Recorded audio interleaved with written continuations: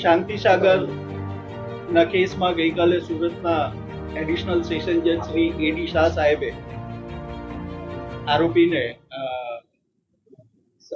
કસૂરવાર ઠેરવા છે અને આજે સજા બાબતેની દલીલ રાખવામાં આવેલી. બંને પક્ષની દલીલો આજે પૂર્ણ થઈ. સૌપ્રથમ બચાવ પક્ષે આરોપીને કેમ ઓછી સજા કરવી તેના મુદ્દાઓ રજૂ કર્યા. ત્યારબાદ સરકાર પક્ષે દલીલ કરવામાં આવી અને આરોપીને મહત્તમ સજા કેમ કરવી જોઈએ તે બાબતેની દલીલ કરવામાં આવી. દલીલ કરતી વખતે સરકાર પક્ષે અમે જણાવ્યું કે કાયદામાં મહત્તમ સજા અને મિનિમમ સજા એ બે કેમ રાખવામાં આવી છે, એ કેમ ડિસ્ક્રિશન વાપરવું જોઈએ તે બાબતની દલીલો કરી અને જણાવ્યું કે ભાઈ ગુનો કોણ આચરે છે, કેવી રીતે આચરે છે, કોની ઉપર ગુનો આચર્યો છે અને એની સમાજમાં શું અસર, આ તમામ પાસાઓ જોવા જોઈએ. અને ખાસ કરીને શાસ્ત્રોમાં ગુરુનું સ્થાન બહુ ઊંચું હોય છે.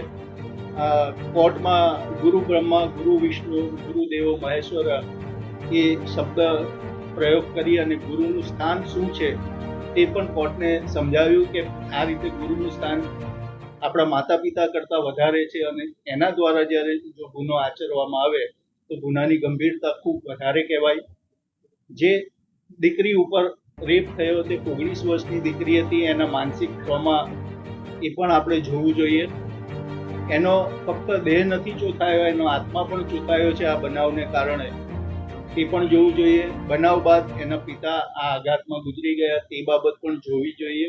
અને આ બધા પાસાઓ જોતા સરકાર પક્ષે દલીલ કરવામાં આવી કે આરોપીને મહત્તમમાં મહત્તમ સજા એટલે કે આજીવન કેદની સજા બળાત્કારના ગુનામાં કરવી જોઈએ અને સાથે સાથે દંડ પણ કરવો જોઈએ. તેમજ ભોગ બનનારને વિક્ટિમ કોમ્પેન્સેશન સ્કીમ હેઠળ વળતર આપવું એવો હુકમ પણ કરવો જોઈએ. એ બાબતની વિનંતી કોર્ટ સમક્ષ કરવામાં આવી છે.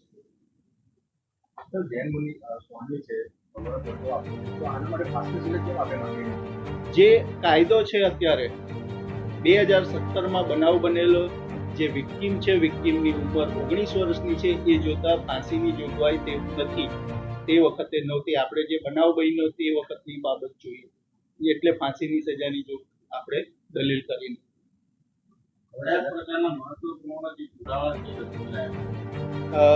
ભોગ બનનારની જુબાની રજૂ કરવામાં આવી, એના પરિવારજનોની જુબાની રજૂ કરવામાં આવી, પંચનામા, CC camera footage, scientific evidence, medical evidence આ બધા રજૂ કરવામાં આવ્યા. એવો કોઈ ઉદાહરણ દાખલો પણ આપવામાં આવ્યો દલીલ દરમિયાન મેં જે કોર્ટને કહ્યું કે ગુરુ બ્રહ્મા, ગુરુ વિષ્ણુ, ગુરુ દેવો મહેશ્વરા, ગુરુનું સ્થાન શું છે, સર્જન કરવાનું, પાલન કરવાનું અને જે એનો શિષ્ય છે તેનામાંથી ખોટી આદતો એનો વિનાશ કરવાનું એનું કામ છે. એની જગ્યાએ આએ નથી સર્જન કર્યું, નથી પાલન કર્યું, પણ છોકરીને ચૂકી કાઢી છે, એટલે આ ગુનાની ગંભીરતા વધારે છે.